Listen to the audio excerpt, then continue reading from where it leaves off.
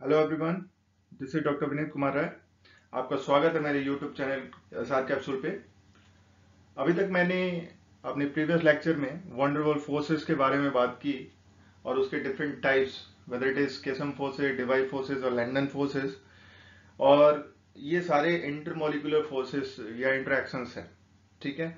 और डाइपोल पे, जो मॉलिकुलर डाइपोल पे बेस्ड हैं। तो यहाँ पे मैं उस मॉलिक्यूलर डाइपोल की बात नहीं करूंगा। यहाँ पे और भी जो फोर्सेस इन्वॉल्व हैं इंटरेक्शंस के लिए, जैसे आयन डाइपोल है, आयन इंड्यूस्ड डाइपोल फोर्सेस हो गया, आयन आयन इंटरेक्शंस हो गए, तो उसके बारे में बात करना चाहता हूँ। आयन डाइपोल्स क्या होते हैं, ठीक है। So just move forward. तो आयन डाइपोल्स, अनलाइक वंडरवल फोर्सेस, जो कि एक डाइपोलर इंटरेक्शन है, जो अदर इंटरेक्शंस होती हैं पोलर या नॉन पोलर मॉलिक्यूल के बीच में, उनको आप आयन डाइपोल्स बोल सकते हैं, ठीक है। These may be useful for aqueous solubility of ionic crystalline substances. यहां पे अगर इस पर्टिकुलर पॉइंट की बात करें तो अदर इंटरेक्शन पोलर और non polar molecules and ions, इनका इंटरेक्शन, ठीक है, useful for aqueous solubility of ionic crystalline substances. जो आयन आयन इंटरेक्शन है, आयन डाइपोल इंड्यूस इंटरेक्शंस हो गए, तो इनका जो एक्वस सॉल्युबिलिटी क्रिस्टलाइन सब्सटेंसेस की, वहां पे ये फोर्सेस देखने को मिल सकते हैं। So the cation attracts the relatively negative oxygen. The cation attracts the relative negative oxygen, ठीक है, क्योंकि उसकी वो ज्यादा इलेक्ट्रोनेगेटिव है, तो कैटायंस क्या करेंगे, उसको अट्रैक्ट करेंगे, ठीक है। So the anion attracts the relatively positive hydrogen atom.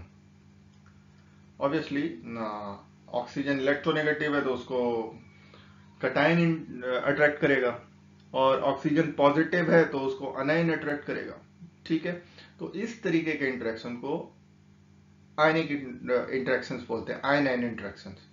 So example, this force is involve iodide complex formation.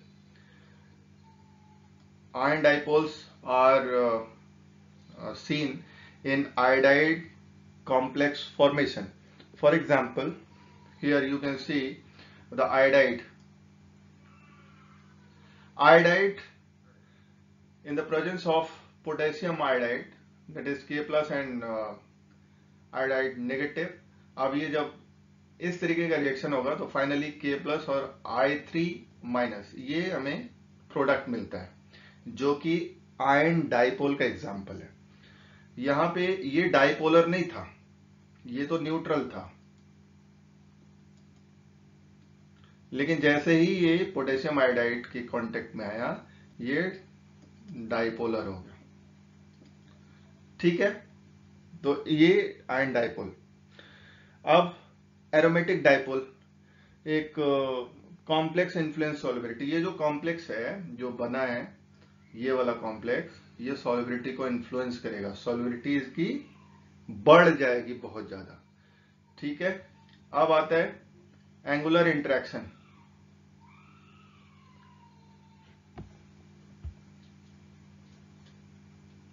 So here aromatic dipoles भी एक एग्जांपल है। यहाँ पे आप देख सकते हैं, एक मिनट, इसको हमें रफ करना पड़ेगा।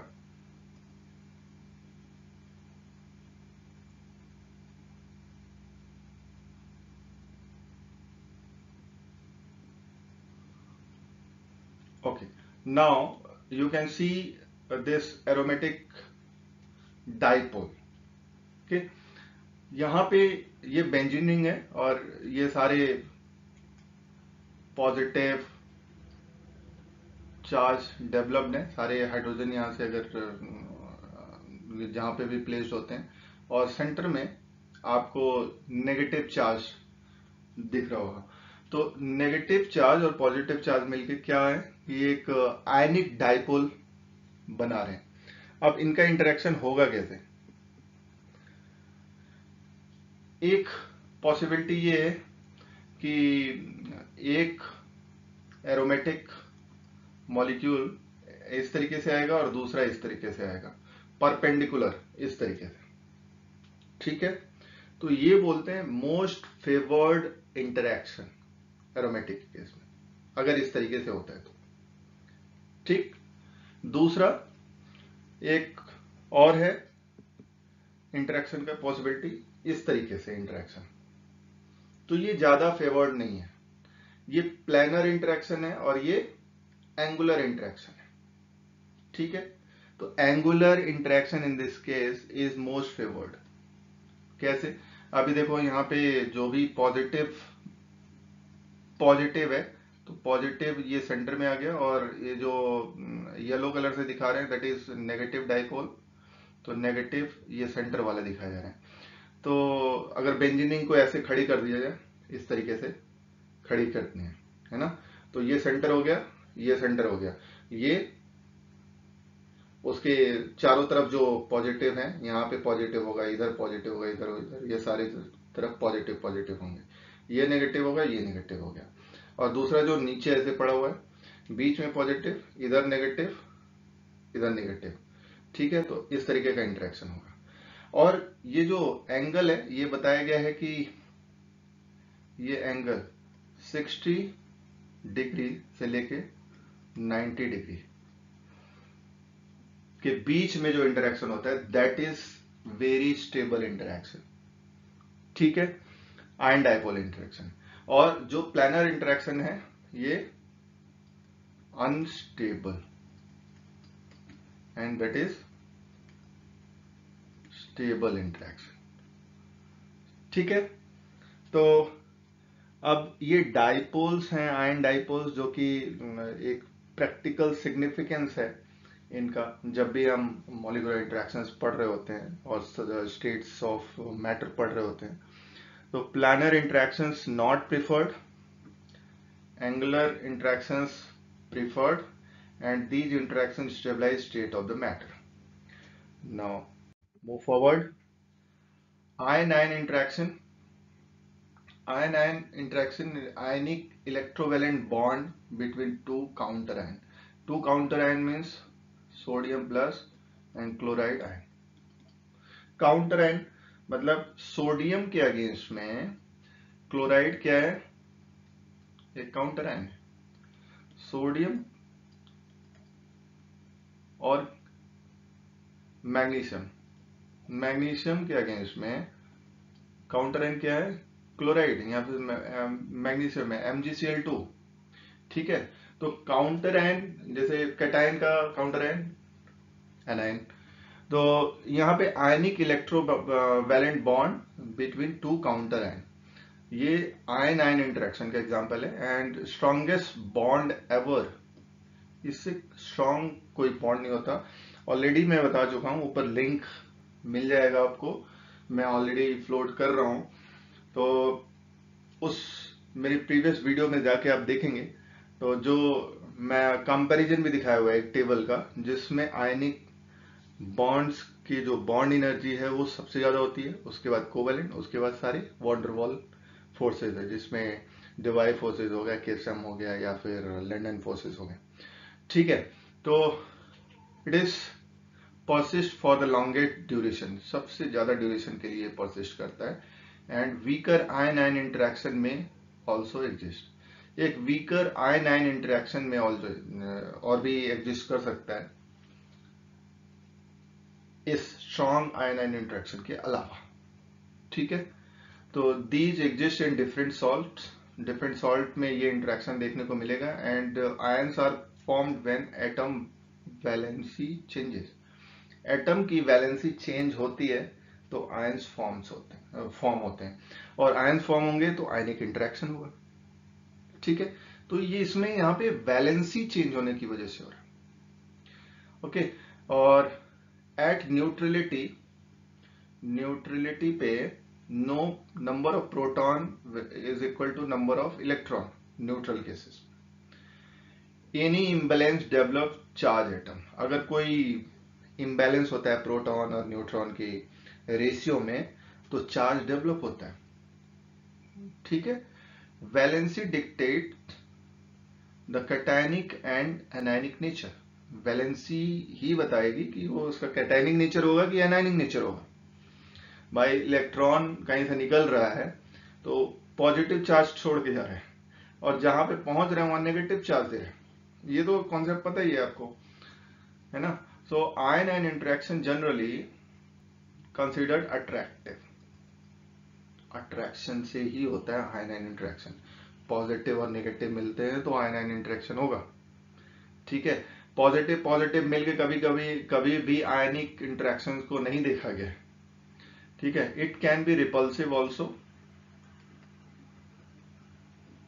कुछ केसेस में रिपल्सिव हो सकते, but usually it is not seen. यहां पे फिर से वो डाइपोल का कॉन्सेप्ट आता है।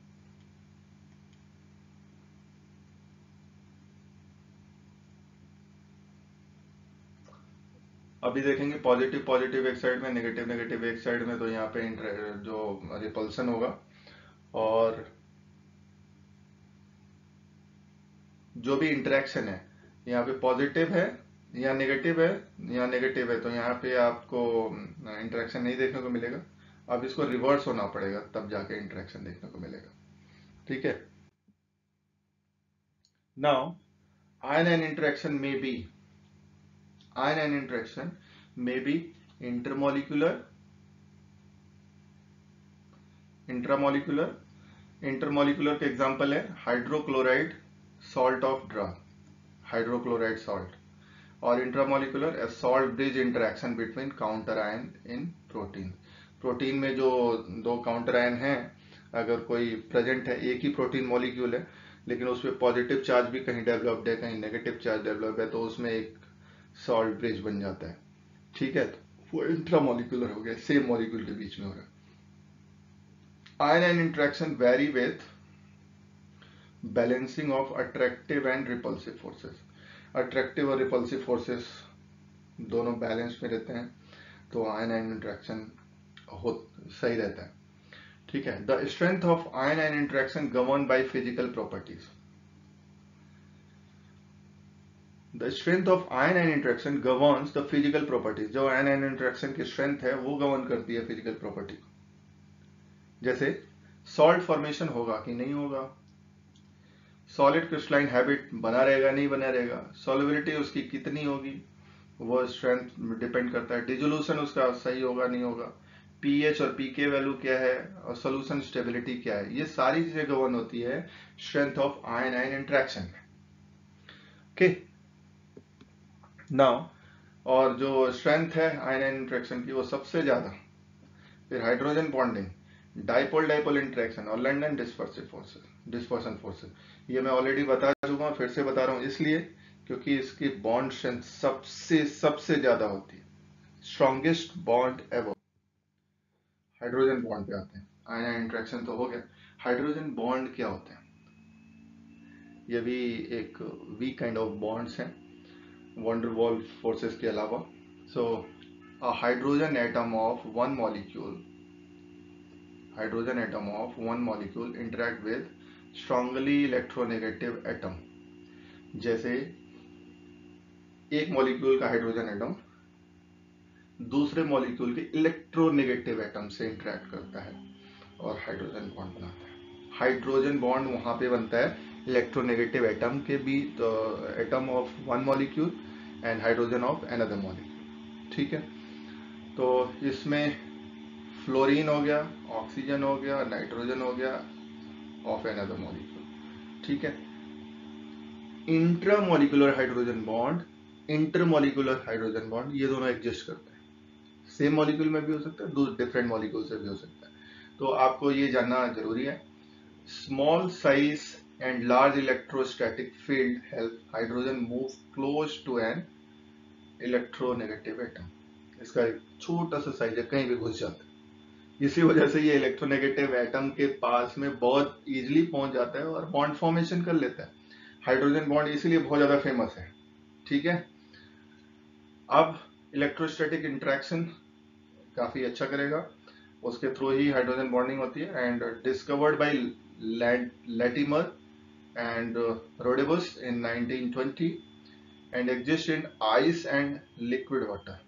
Liquid water या ice में exist करता है hydrogen bond. It account for high dielectric constant of water, abnormally low vapor pressure and high boiling point of water.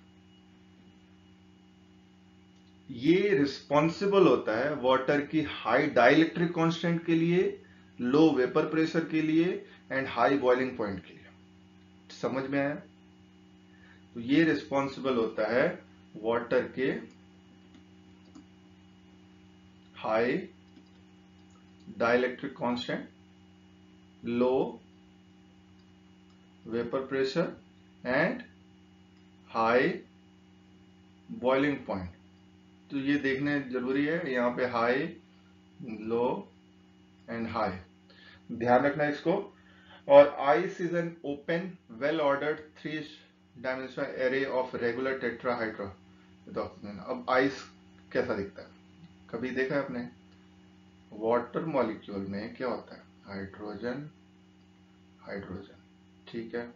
एक और वाटर मॉलिक्यूल बनाते हैं, हाइड्रोजन हाइड्रोजन, फिर एक और वाटर मॉलिक्यूल बनाते हैं, hydrogen hydrogen.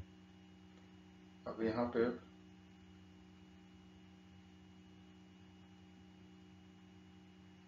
it look like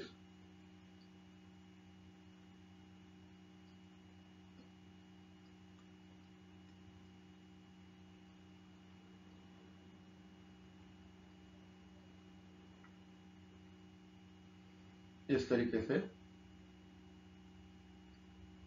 दिखता है. तो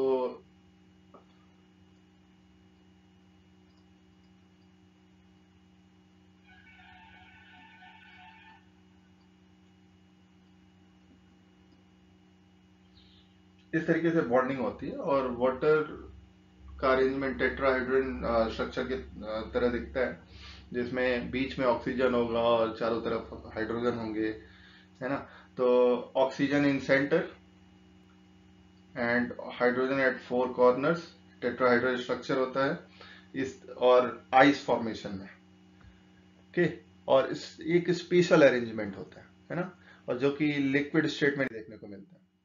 So roughly 1/6 of the hydrogen bond broken from ice to liquid conversion. Ice से लिक्विड में आने से 1/6 बॉन्ड जो हाइड्रोजन बॉन्ड है वो टूट जाते हैं, ठीक है. और जैसे ही हम लिक्विड से गैस में जाते हैं, ऑल सारे बॉन्ड टूट जाते हैं, हाइड्रोजन बॉन्ड, ठीक है. Hydrogen bond can also exist between alcohol molecule, carboxylic acid, aldehyde ester और पॉलीपेप्टाइड्स, ठीक है. कुछ एग्जांपल्स हैं इसके, जैसे हाइड्रोजन फ्लोराइड, ठीक है, और हाइड्रोजन फ्लोराइड, हाइड्रोजन फ्लोराइड. तो अब जहां पे फ्लोराइड है वहां पे हाइड्रोजन और इस तरीके से बॉन्ड बना लेगा, दैट इज हाइड्रोजन बॉन्ड. यहाँ पे भी हाइड्रोजन बॉन्ड है, ठीक है. तो हाइड्रोजन बॉन्ड फ्लोराइड और हाइड्रोजन के बीच में बन रहा है, और ये जो चेन लाइक स्ट्रक्चर बनता है, यहाँ पे 6 HF मॉलिक्यूल जुड़ सकते हैं, हाइड्रोफ्लोराइड जुड़ सकते हैं, और एक पॉलीमर लाइक स्ट्रक्चर देखने को मिल सकता है हमें, ठीक है. अभी एक और एग्जांपल ले लेते हैं, formic acid, that is CH double bond OH. ये फॉर्मिक एसिड है, यहाँ पे OH ले लेते हैं, यहाँ CH ले लेते हैं, यहाँ पे डबल बॉन्ड O ले लेते हैं, ठीक है. अब यहाँ पे जो ऑक्सीजन है दैट फॉर्म्स हाइड्रोजन बॉन्ड. इसको ब्लैक कलर से अगर मैं ले लूं,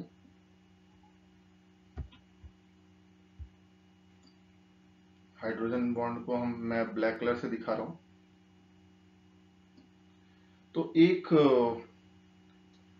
मतलब डाइमर की तरह ये काम करेगा कि 2 मॉलिक्यूल इस तरीके से जुड़ जाते हैं. एक और केस आप लेते हैं for acetic acid, acetic acid के केस में आप कर सकते हैं OH CH CH3 C CH3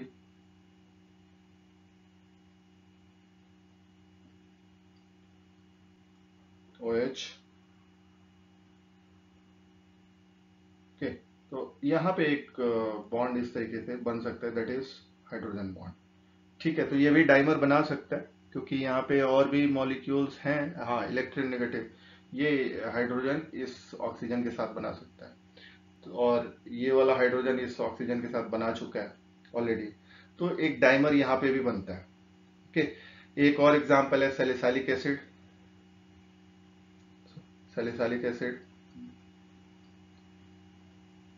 और यहाँ पे आप देख सकते हैं COH डबल बॉन्ड से, देन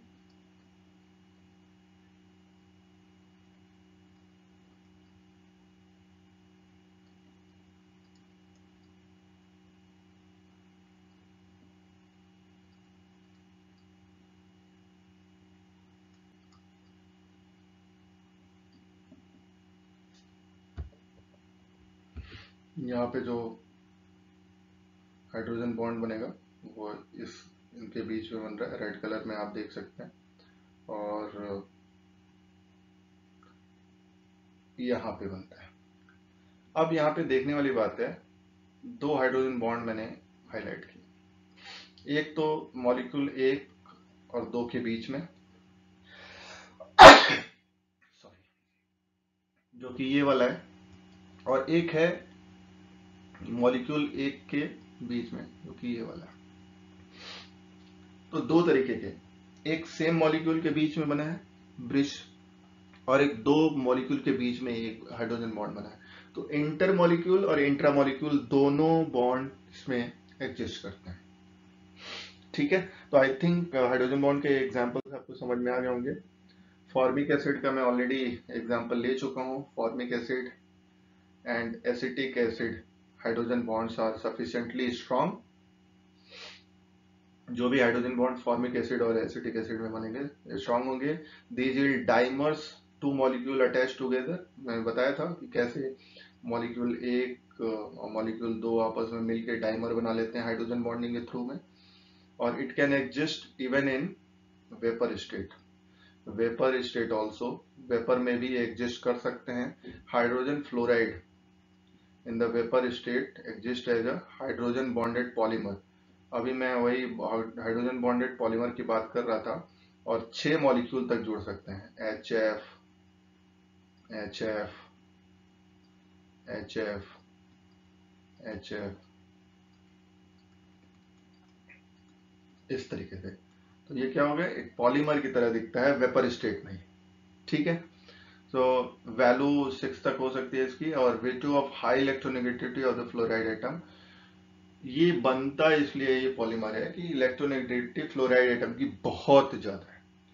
ठीक है, तो एक अच्छा खासा पॉलीमर बना के ये रखता है ना। बॉन्ड एनर्जीज, अगर बॉन्ड एनर्जी की बात करें तो अब सारी चीजों का निचोड़ यहाँ पे आने वाला है।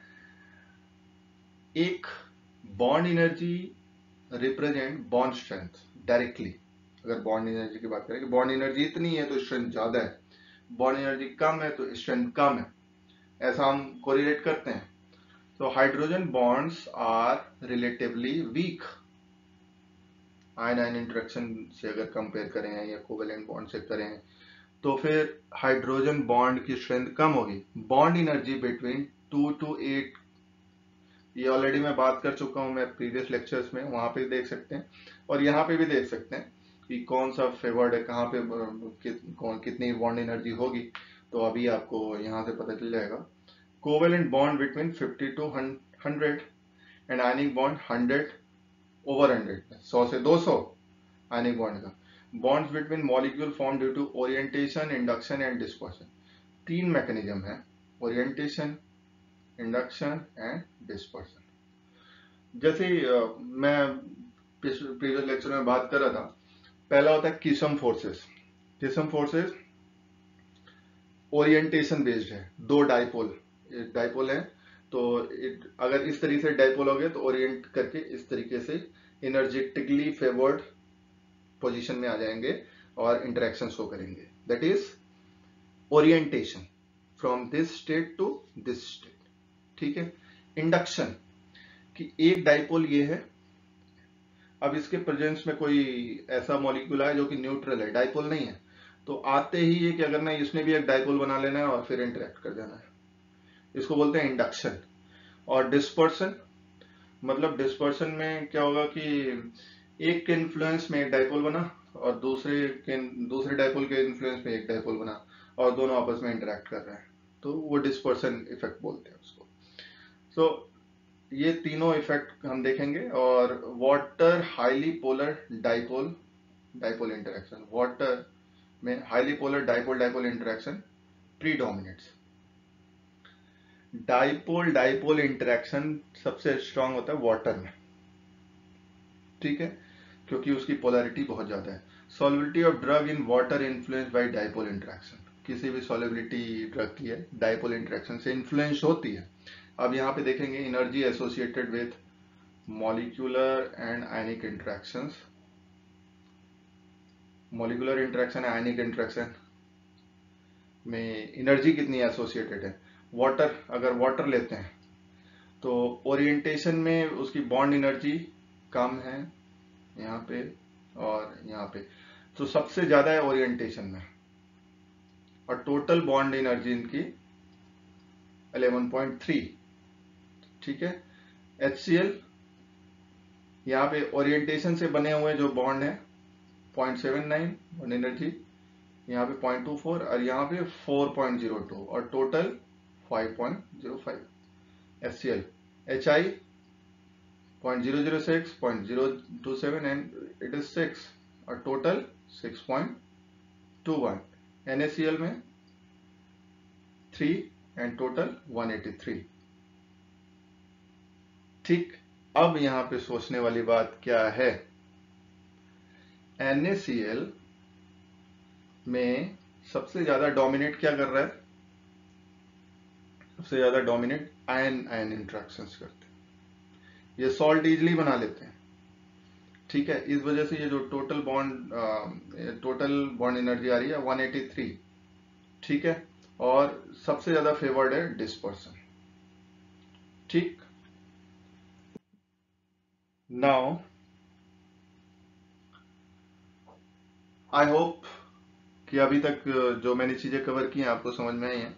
मेरे नेक्स्ट लेक्चर में मैं फिजिकल स्टेट्स ऑफ मैटर से रिलेटेड और भी इंफॉर्मेशन है उसका इंट्रोडक्शन और उसमें डिफरेंट जो पार्ट्स को लेके आगे बढ़ना है और वो सारी चीजें डिस्कस करूंगा। तो आप मेरे चैनल को देखते रहिए, सब्सक्राइब करिए, लाइक करिए, बहुत जरूरी है यार।